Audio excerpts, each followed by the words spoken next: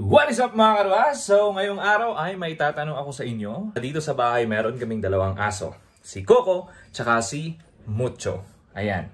So kapag nag-hit kasi si Coco, laging nakasunod sa akin. Hindi ko alam kung anong gagawin ko. Kasi kapag halimbawa pumunta ako sa isang lugar, lagi siyang nakasunod. At kapag pinagsaraduan ko ng pinto ay tumatahol, nagwawala, gusto niyang buksan yung pintuan, gusto niya akong makita lagi. Ngayon, ang tanong ko ay kung ano ang ginagawa nyo. Ha? Pero papakita ko muna sa inyo, papatunayan ko sa inyo na kapag nag-hit yung aso ko, na si Coco, ay ako yung pinagdidiskitahan. Halimbawa, dito, punta ako sa CR, pasok ako sa CR, ha? Papasok din yan. Magsi-CR lang ako, ha? Diyan ka lang. Ayan, buksan mo na yung pintuan. Sasarado ko muna yung shower. Kasi, mamaya, ay, oops. Ayan.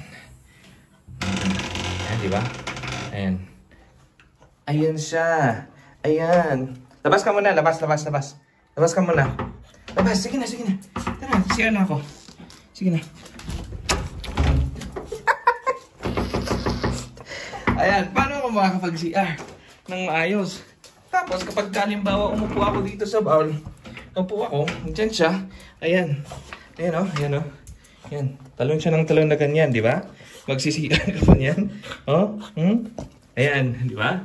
So, ayan, halimbawa naman, papasok ako dito, maliligo ako. Diba? Ayan, dyan ka lang, maliligo lang ako. Maliligo lang ako, ha? Ayan. Lalak ko yan. Ayan o. Diba? Mabasag na yung salamin na ano. Ayan. Gusto mo rin maligo? Tara na. Labas. Labas na tayo. Tara na. Lalabas ako ng kwarto. Punta ako sa labas. Tignan ko yung nilalabhan ko. Kita nga. Tara.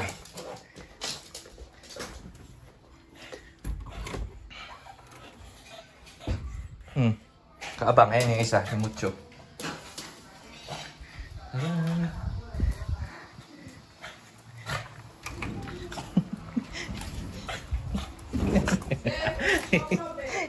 Ayan siya. Ayan o, talon pa rin ng talon. Ayan, yan naman si Mucho, hindi masyadong nag-hit yan. Pero yung dalawang yan, pajakol sila ng pajakol. Nakakabisit na minsan. Yan, diba? Halimbawa, dito ako. No? Uupo ako dito. Ay, tatambay lang ako dito sa labas. Tapos, yan sila. Yan si Mucho. Wait lang. Ayan si Coco. Di ba? Yan, kukunin niya yung kamay ko. Gusto niyang kunin. Gusto magpajakol lagi. Ha? Yan, lagi niya akong tinidilaan. Ay, Mucho, pasok na tayo. Halina. Yan, sunod ulit sila. Yan. Tara na. Pasok. Ayan. Coco, Mucho, kumain. Ayan, napagalitan. Nasampal yung muka. Ayan. Halimbawa, higa ako. Ayan. Diba? Nandyan siya ulit. Ayan. Nandyan lang siya. Ganyan lang siya. Diba? Yan lang. Dila-dila ng kamay. Ayan. So yung isa, ayan, naiinggit, gustong makyat. Minsan nakakatalon, minsan hindi. Nang-scam. Ayan. Hindi dila din. Diba, ang sweet nila. Hindi ko alam, sweet ba o ano? Ay. Kasi minsan, nakakapagod kasi kung saan ako, nandun sila. Gusto nila magpadya ko lagi. Tapos, ayan, nandidila. Dinidilaan ako. Ayan. Pero, yun nga yung tanong ko. Paano mabawasan ang pag-hit ng aso para hindi laging nakasunod? Ayan, kapag naglalakad ako dyan sa treadmill na yan. Ayan, andyan siya dito sa gilid na to. Nakaabang lang yan lagi. Ha?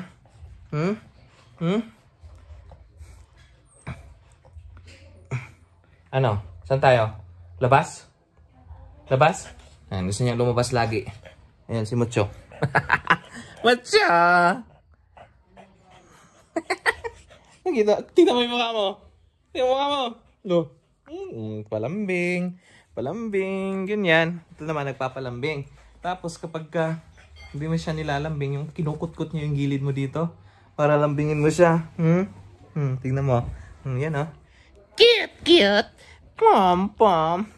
Macho. Kita nyo ba? Wait lang. Ayan. Yun oh. May marka ng ihi.